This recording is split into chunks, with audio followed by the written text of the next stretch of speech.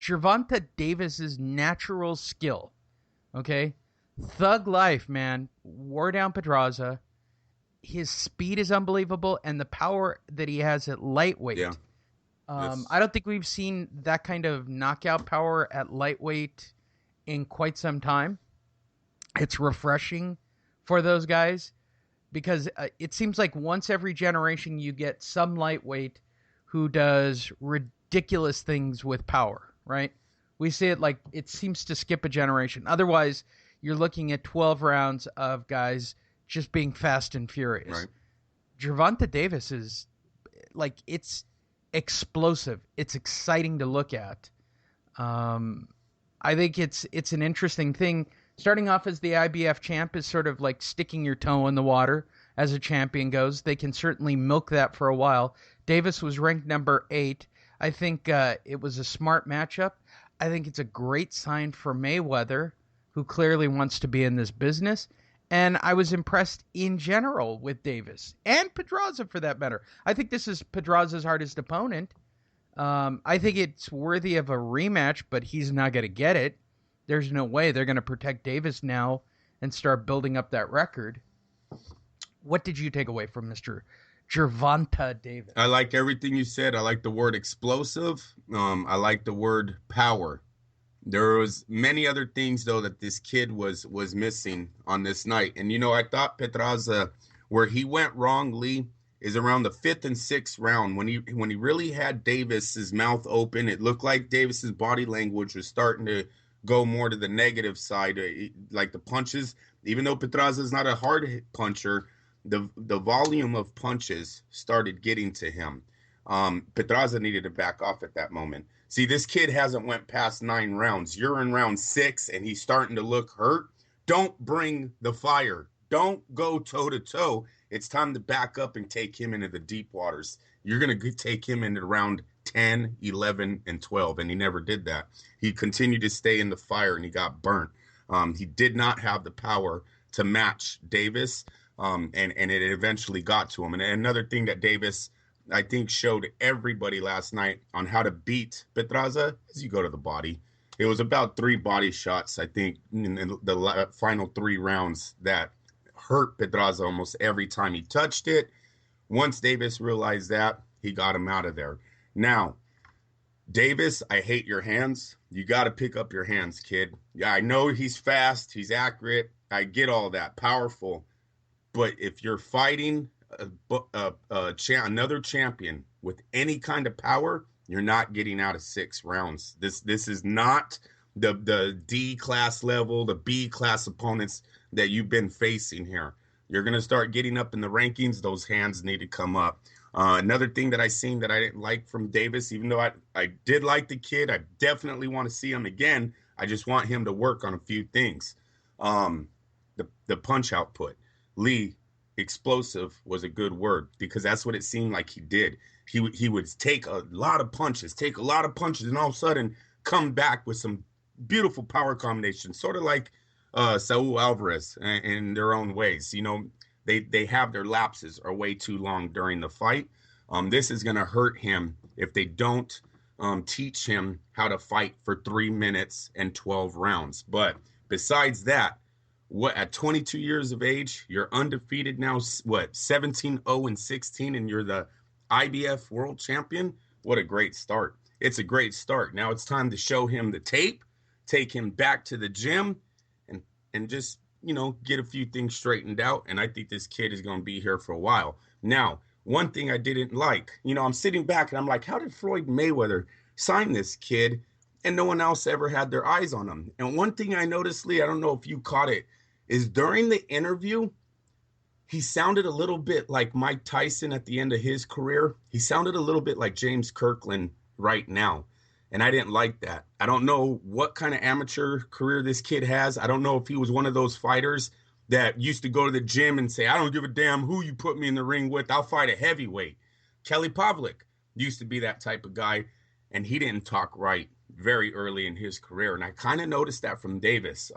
So I don't know if medical issues are behind this kid. I don't know if he, maybe he had a few CAT scans where the bigger promoters said, hey, We're gonna stay away from this right now. But did you notice that in the interview that his speech was a little bit seemed a little bit like Meldrick Taylor-ish, bro? Did you? I didn't notice that, but then again, I used the fast forward feature on my DVR Okay, quite successfully. he's a So he's a good kid. He didn't sound like a thug or anything like that, Lee. But if you hear how he talks, it just seemed I was like, all right, well, there might be something there. Maybe he's had a hard amateur career. Um, with that being said, we won't know his he until he comes to Vegas and passes the big boy test. He's here. He's the champ and he's undefeated. I like the fight. Petraza is still a hell of a fighter. He tried his best. He looked like a champion. Did not want to lose his belt, but like I said, he should have listened to us. he went out on a He shield. did. He went did, out on and a he shield. shouldn't have. He should have taken that kid to the late rounds. You don't. Whenever you're fighting a guy who hasn't been past 9, you don't want to get knocked out in 7. Damn it.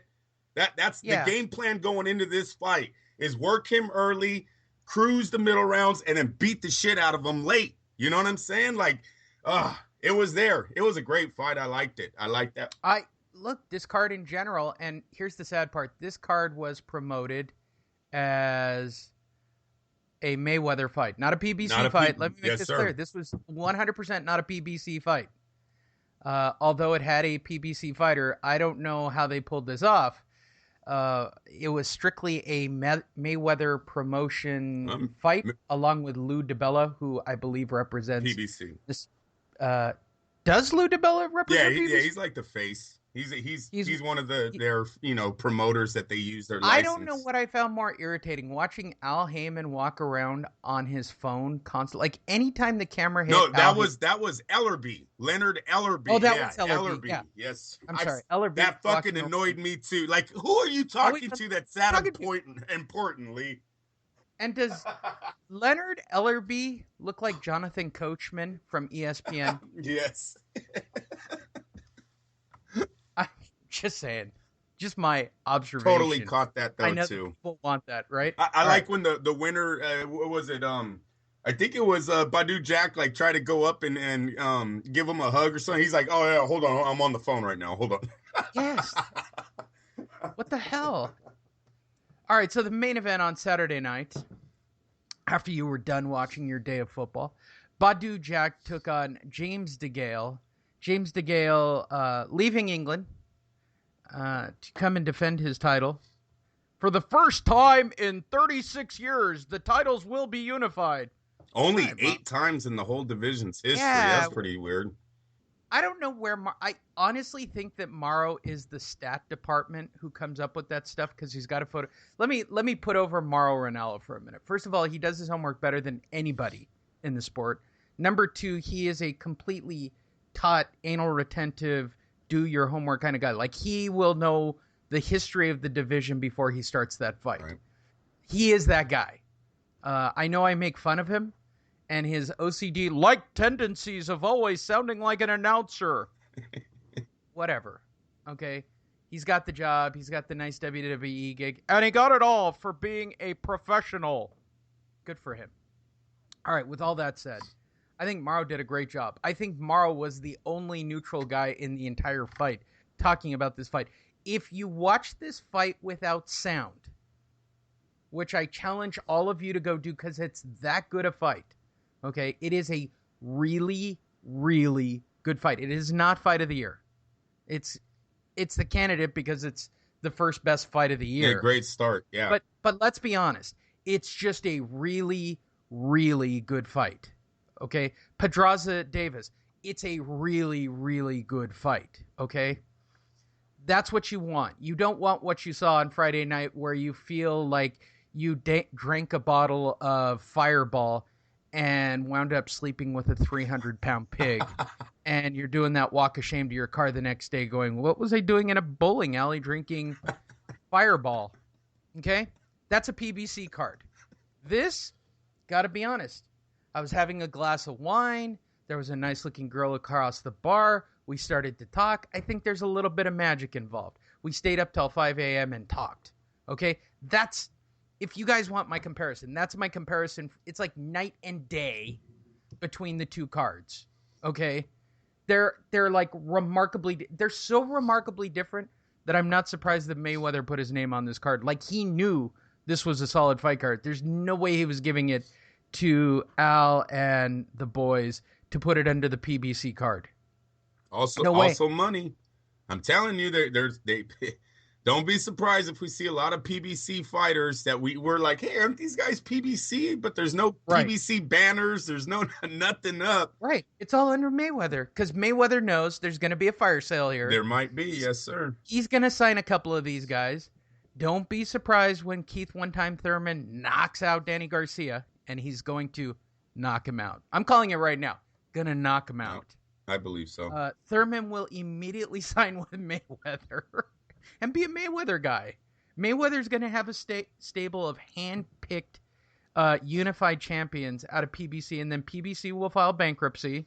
Everybody and all the fighters look around and going, what happened?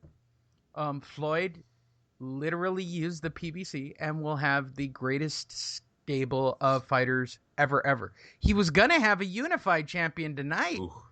He was close. He was close.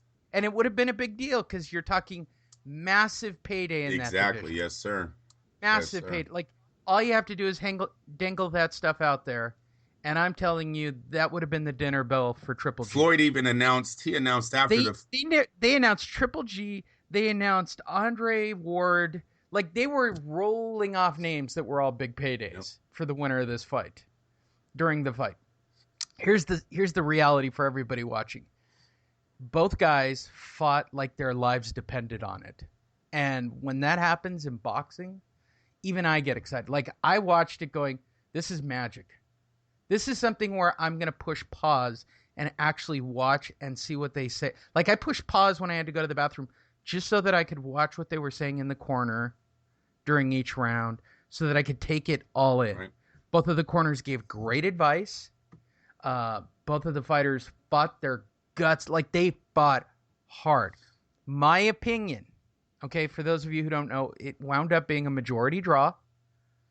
I agree that the fight is 114-112 for James DeGale. Wow. No question in my mind. He won that fight. I kind of have it like Steve Farhood's card. I did too, Lee. I had exactly what Steve Farhood was excellent last night on the scoring. Straight up, he had it. It was DeGale's fight. He just ran out of gas. He ran out of gas, yes, sir. He almost lost it in that 12. And you know what? If Badou had knocked him out, that would have been classic. Yep. That would have made this fight into another sphere of amazing. I'm pretty sure that Floyd would have exploded money at his seat. Just start throwing like it. He just like he does to the strippers. Combusted money. Just starts throwing dollar bills in this ring. And by the way, Badou Jack, the first words out of his mouth, had he had knocked out DeGale, should have been, Andre Ward's a bitch, and that's why he's retiring. He doesn't want to fight a guy like me. That's all he had to say if he had won that by knockout. Instead, here's the reality, everyone. That knockdown just made it a draw on two of the fight cards. Yep. That's how bad DeGale had him beat by several rounds. He did. And if you listen to that Showtime crew, watch it with sound, without sound. No doubt about it. Watch the first 5 rounds. That's all you got to do. First 5 rounds. If you didn't know any better, Badou Jack, turn the picture off and just listen to the sound. Badou Jack sounds like a guy who's killing DeGale. Sounds like it. I mean, I just could not believe how far they were putting over Badou Jack during that fight. Yeah. And it looked like to me that James DeGale was doing his work just fine for most of that fight. What was very hard to score about the fight is Badou Jack was landing some good shots, but he constantly got countered with combinations. And so that's what makes it hard to score. Is like, and he didn't press the fight at all. At no point. In the end, he does. And in the last 2 rounds, last 2 rounds, you see Badou. DeGale was out of gas. Yes. Because all night, it was a lesson in the aggressive fighter. This is what everybody complains about. James DeGale was not only the aggressive fighter, then he stood in front of Jack and counterpunched him to death. They kept talking about he didn't throw any jabs. He didn't have to. He counterpunched and won that fight. He won. It was 114-112. If he doesn't get that knockdown, it would have been a unanimous decision for DeGale. no question